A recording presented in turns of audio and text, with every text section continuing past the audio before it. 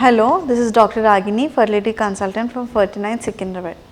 Today I would like to discuss about the topic when patients come to us and ask, ma'am, we are having repeated abortions, what should we do next? What is the treatment plan? So, repeated abortions we consider if it is consecutive, continuously more than 2 or 3 abortions continuously, then we will consider as a repeated pregnancy loss.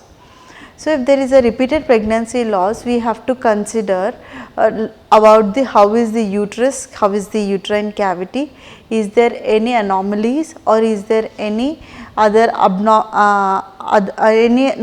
other echo texture in the uterus. Like anomalies in the sense, if actually normally there should be one uterine cavity with both tubes and 2 ovaries. In case if the uterus are separately 2, then we will check for how is the cavity and how is the tubal opening into the cavity, how is the uterus opening outside. All these 3 should be continuous. Okay. If it is right side tube, right ovary, right cornu, right cervix, left ovary, left cornu, left cervix. So, this continuity, if it is not there or if any abnormality is there, we have to correct it. Second thing is any septum, is there any midline wall in between where the cavity becomes small and septum is there, the cavity becomes small and the space for the baby to grow is hampered, and also the blood supply to the baby is decreased. In all these cases, we have to correct the uterine anomalies and then plan for the pregnancy, next pregnancy. Sometimes in repeated pregnancy loss, we have to also consider about what is the age of the couple, what is the normal hormonal profile, how is the thyroid, is there any sugars elevated or is there any decrease or the increase in the egg numbers.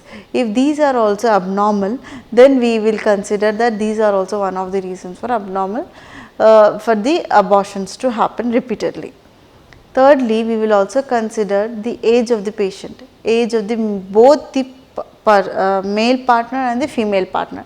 It is not just the female partner which is absolutely the reason for abortions. Even if there is any abnormal in the DNA fragmentation index in the males, then also the repeated abortions can happen.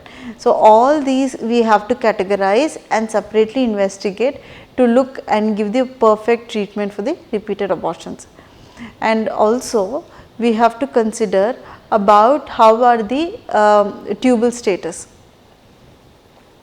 Because in case if these tubes are not good, though the pregnancy is happening, it can come and sit in the tubes, that is ectopic pregnancy, that is also abnormal pregnancy.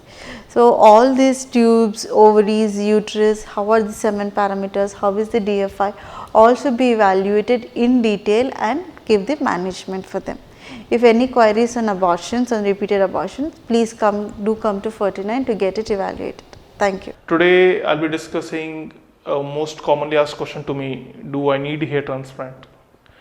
That's a very general question among patients, and I'll just tell you who is the right candidate for surgery. I have done surgery from